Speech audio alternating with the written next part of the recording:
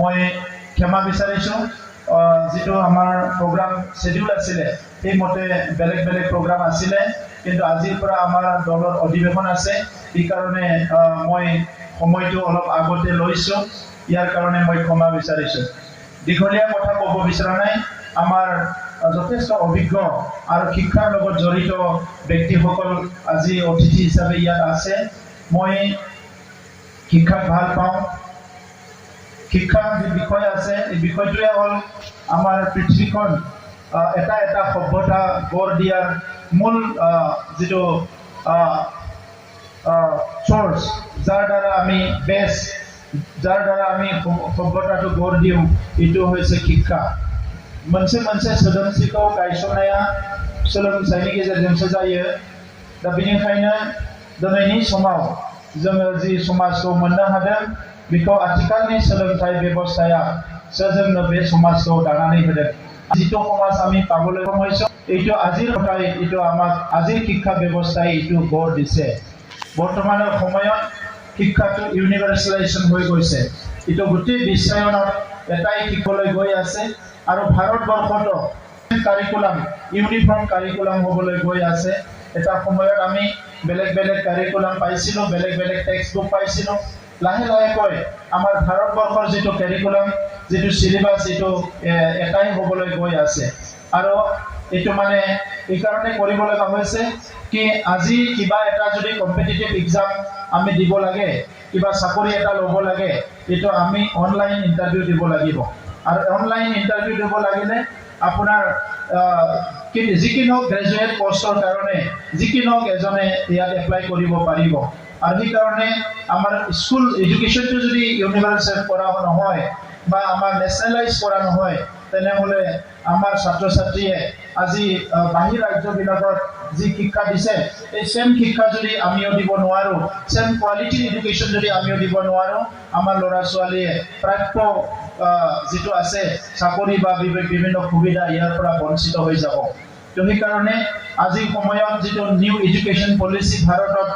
আৰম্ভ হৈছে এই নিউ এডুকেশন পলিসিটো আমাৰ শিক্ষাগুৰুসকলে খুব ভালকে বুজিব লাগিব আৰু ইয়াৰ লগতে অভিভাৱকসকলক নিউ এডুকেশন পলিসিৰ ওপৰত আমি অলপমান এৱাৰনেস আমি অলপ ইয়াত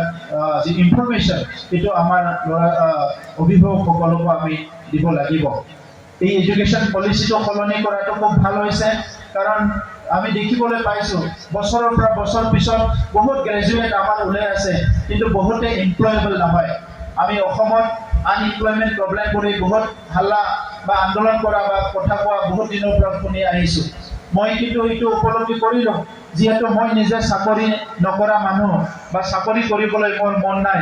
যে 30 বছৰ এটা জায়গাতে যাই থাকিব লাগিব এটা কামে কৰিব লাগিব সো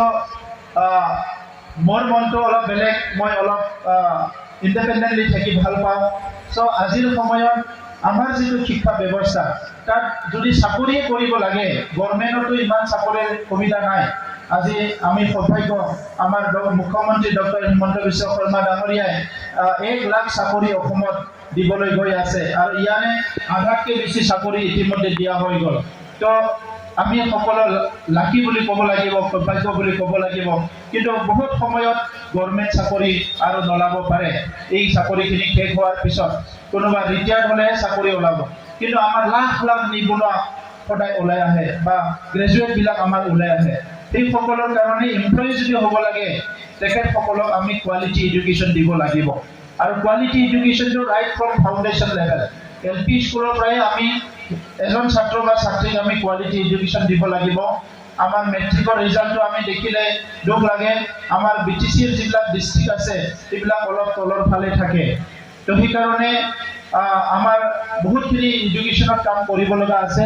মই 2006 চনৰ পৰাই শিক্ষাৰ লগত জড়িত আছো বহুত কাম কৰি আছো আৰু তাত যেটো ৰেসপন্স দেখিবলৈ পাইছো কোনো এটা পিলাৰ কাৰো ৰেসপন্সটো খুব মানে 100% পজিটিভ বুলি ক'ব নোৱাৰো না শিক্ষকৰ ৰেসপন্সটো পজিটিভ না গাৰ্জেনৰ পজিটিভ না ডিপাৰ্টমেন্টৰ পজিটিভ না আমাৰ ছাত্ৰ ছাত্ৰীয়ে বহুত মানে পজিটিভলি কাম কৰি আছে আজি ইকোসিস্টেম আমাক লাগে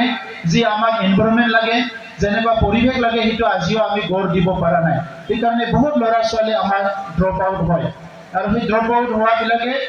যদি মেট্ৰিকত ড্ৰপ আউট হয় বা মেট্ৰিক পাছ কৰাৰ আগত ড্ৰপ আউট হয় বা হায়াৰ ছেকেণ্ডাৰী ড্ৰপ আউট হয় এই ল'ৰা ছোৱালীবিলাকে কিবা এটা এমপ্লয়মেণ্ট পোৱাত বহুত অসুবিধা হয় তো সেইকাৰণে আজি আমাৰ ছাত্ৰ ছাত্ৰীক ভকেশ্যনেল এডুকেশ্যনটো আজি আৰম্ভ কৰিব বিচাৰিছে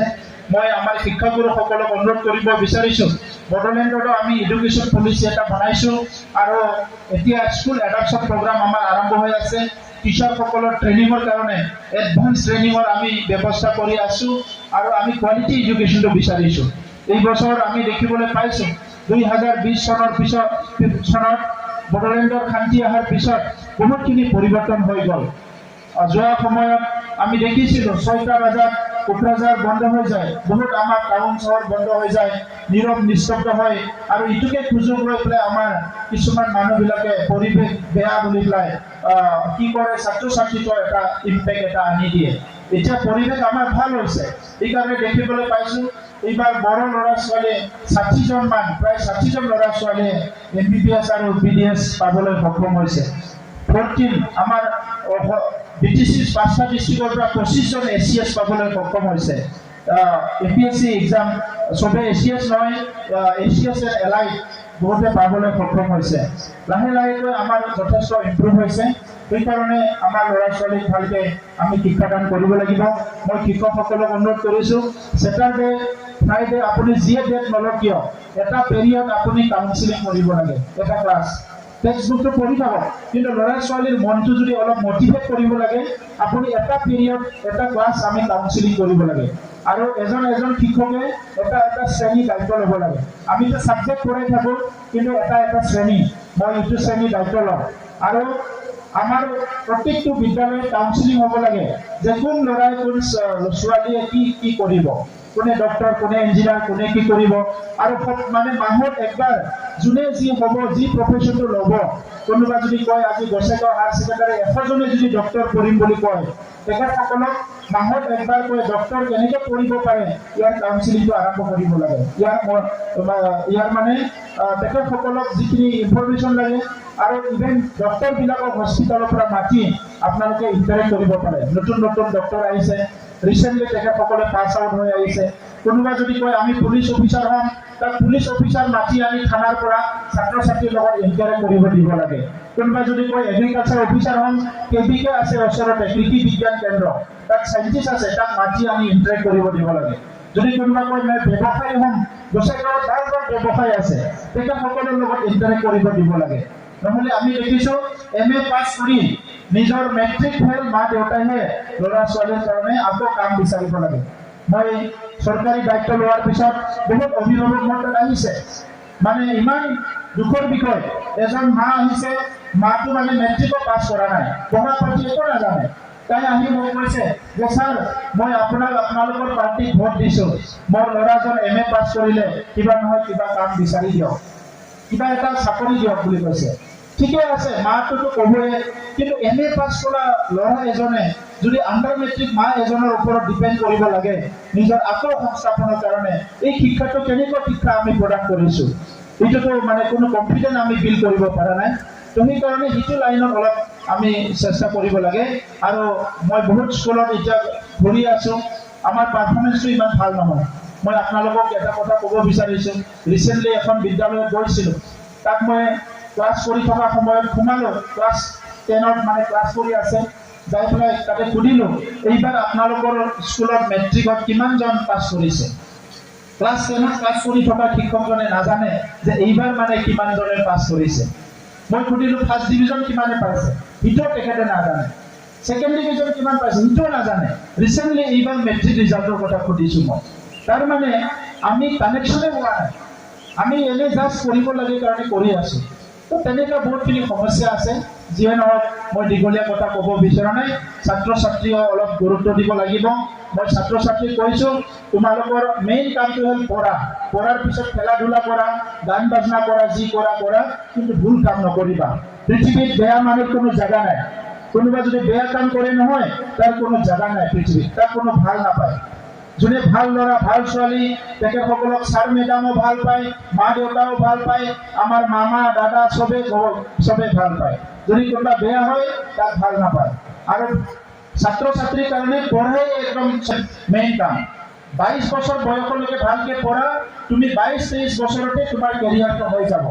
কিন্তু 22 বছৰ বয়সলৈকে যদি তুমি কাম কৰা নেক্সট জীৱনটো তোমাৰ কাৰণে বহুত কষ্ট হ'ব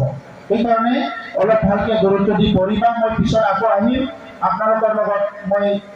শিক্ষাগুৰু সকলৰ লগত আলোচনা কৰিব আহিম আৰু ছাত্ৰ ছাত্ৰীৰ লগত পিছত আলোচনা কৰিবলৈ আহিম পুনৰ মই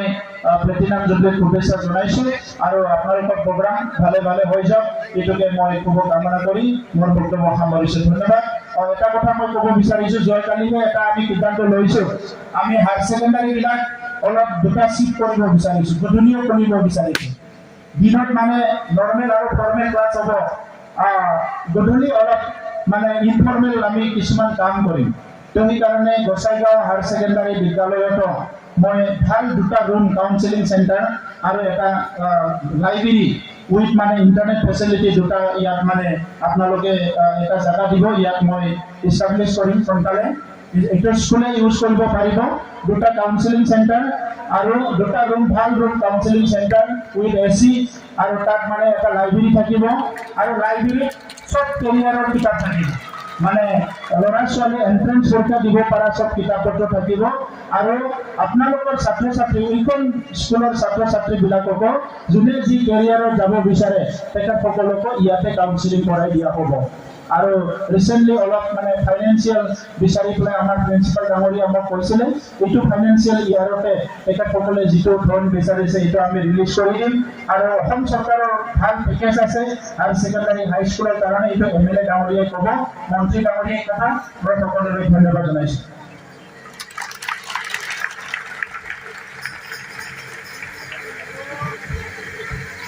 Thank you, Honorable Chief of BTR. তেখেতে নিজৰ মহামূল্যৱান ভাষণ ইয়াত আগবঢ়ালে তাকলৈ মই তেখেতক মই ধন্যবাদ দিছোঁ আমাৰ যোননি chief sir Pramod Boro sir